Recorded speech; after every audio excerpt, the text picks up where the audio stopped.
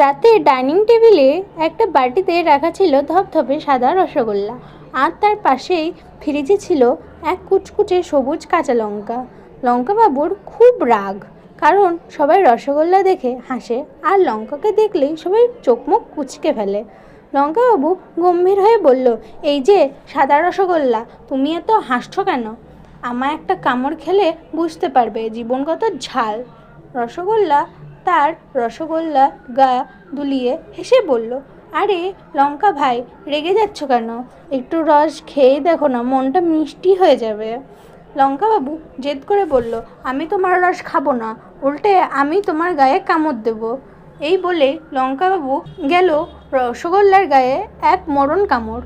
কিন্তু কামড় দিতেই বিপত্তি, লঙ্কার ঝাল সব রসগোল্লায় মিশে গেল, আর রসগোল্লার সব মিষ্টি লঙ্কার পেটে চলে এলো।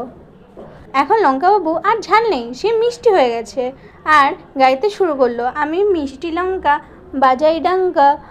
আর রসগোল্লা ঝালের চোটে ফাটছে আর তার ধবধবে সাদা গা লাল হয়ে গেছে। সে চিৎকার করলো, জল জল, আমি কি রসগোল্লা নাকি আগ্নেয়গিরি? বল্টু খেতে এসে রসগোল্লায় কামড় দিতেই তার কান দিয়ে ধোঁয়া বের হয়ে গেল। সে চেঁচিয়ে বলল, মা, রসগোল্লা আজ লঙ্কা হয়ে গেছে। লঙ্কা আজ রসগোল্লা তখন একের অপরকে দিকে তাকিয়ে হাসলো। লঙ্কা বুঝলো রাগ করে লোভ নেই, মিষ্টি থাকাই ভালো। বন্ধুরা, গল্পটি তোমাদের কেমন লাগলো? গল্পটি যদি ভালো লেগে থাকে তাহলে আমাদের ভিডিওটিকে একটি লাইক অবশ্যই করবেন, এবং এরকম আরও গল্প পেতে আমাদের চ্যানেলটিকে সাবস্ক্রাইব করুন। ধন্যবাদ। দেখা হচ্ছে পরবর্তী ভিডিও নিয়ে। আজ আসছি, টাটা।